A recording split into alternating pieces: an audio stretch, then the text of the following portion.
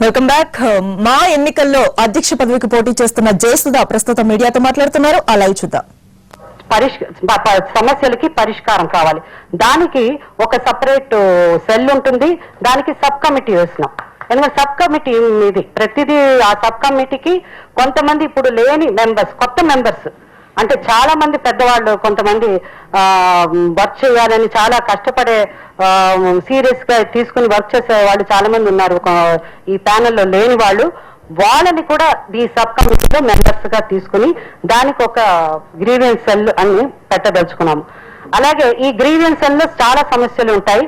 నాకు ముఖ్యంగా నేను మహిళను కాబట్టి నాకు ఏంటంటే అపార్ట్ ఫ్రమ్ ఈ ఇన్సూరెన్స్, దాని తర్వాత పెన్షన్స్, ఇవి కాకుండా ముఖ్యంగా మ్యారేజ్, ప్రతి కుటుంబానికి పెళ్లి అన్నది వాళ్ళ పిల్లలకి, ఎందుకంటే మనం ఏం చేసినా ఎక్కడ ఏ ప్రొఫెషన్ లో ఉన్నా కూడా పిల్లలకి పెళ్లి చేయడం అన్నది చాలా కష్టమైన, ముఖ్యంగా ఆడపిల్లలకి. సినిమా ఇండస్ట్రీలో ఆడపిల్లలకి ఉంటుంది ప్లస్ మగపిల్లలకి. నాకు మగపిల్లల తల్లి కాబట్టి నాకు ఆడ మగ అన్నది నా వరకు నేను ఒక్కొక్కప్పుడు సమానంగానే చూస్తాను. ఎందుకంటే పెళ్లి చేయాలంటే ప్రతి వాళ్ళు తల్లిదండ్రులు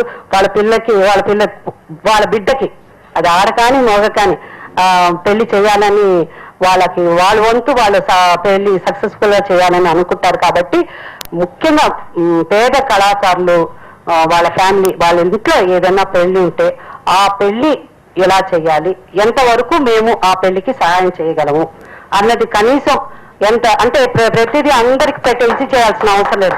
సో వాళ్ళు మనం ఎంత సహాయం కోరుతారో ఆ సహాయం చేయడానికి కూడా ఈ గ్రీవియన్స్ సెల్ లో వచ్చే సబ్ కమిటీ కూడా ఆ డిసిషన్ తీసుకుని అది మాకు చెప్తారు. దాన్ని బట్టి మేము ఎలా ప్రొసీడ్ అవ్వాలో నిర్ణయించుకుంటాం. దాని తర్వాత ఇకపోతే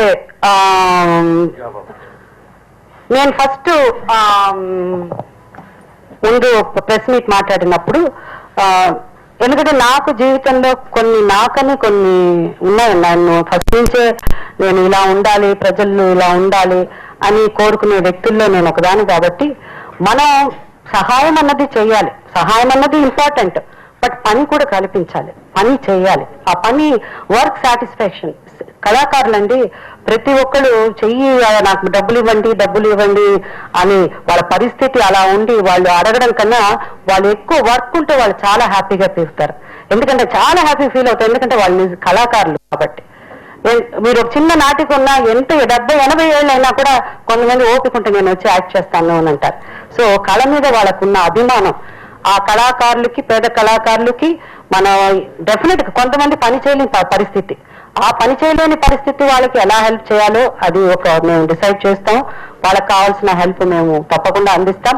అలాగే వీళ్ళకి కూడా ఈ జాబ్ ఆపర్చునిటీ అన్నది మనం ఎట్లాగంటే చాలా మంది మనం వెంటనే అడగగానే వాళ్ళు పెట్టుకోవాలని ఉండదు. కొంతమంది గుర్తుండదు, కొంతమందికి ఇప్పుడు చాలా మంది అదేంటి కాస్టింగ్ డైరెక్టర్ అని చాలా మంది వచ్చారు.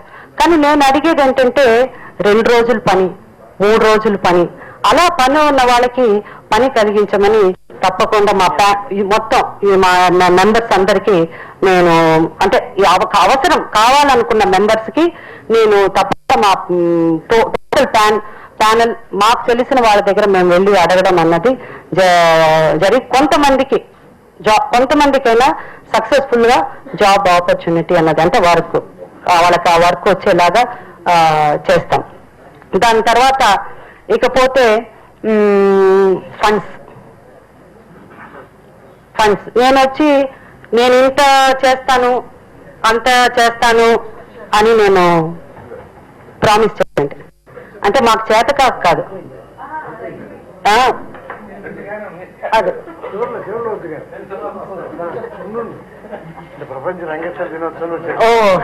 పర్వాలేదు, అయినా పర్వాలేదు, మాకు కొంచెం మీరు కూర్చుని సలహాలు ఇవ్వచ్చు. అలాగే ఇకపోతే ఫండింగ్ లో నాకు తెలుసు ఒక 4-5 రోజుల నుంచి ఏం చెప్తున్నారు అని వాళ్ళు చెప్పారని వాళ్ళకంటే కొంత ఎక్కువ చెప్పడము అవన్నీ కాదు.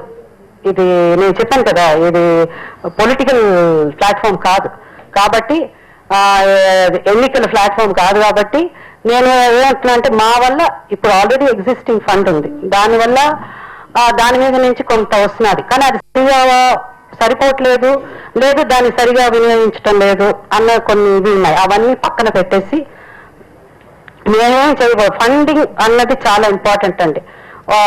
ఫండ్స్ లేకుండా మనం చేయగలిగింది ఏం లేదు. దాన్ని పెట్టుకుని అలాగే ఎలా ఫండ్ రేజ్ చేయాలి, ముందు రేపు మేము ఎన్నికైన తర్వాత ముఖ్యంగా మేము చేయబోయే కార్యక్రమాలకి మేము పలానా ఫిగర్ చెప్పట్లేదు, ఎందుకంటే పలానా ఫిగర్ చెప్తే అది ఇబ్బంది అవుతుంది కాబట్టి ఫిగర్లు చెప్పి ప్రజల్ని అంటే ఫిగర్లు చెప్పి మెంబర్స్ ని మేము ఆకర్షించాలని ప్రయత్నం చేయట్లేదు.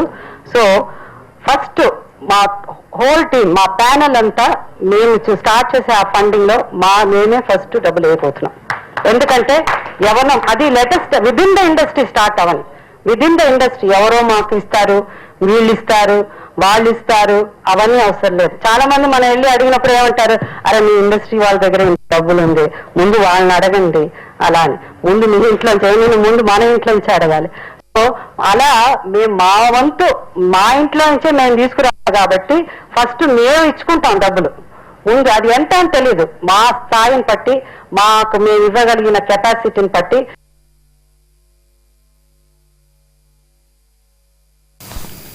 ఉన్న ఫండ్స్ తో పాటు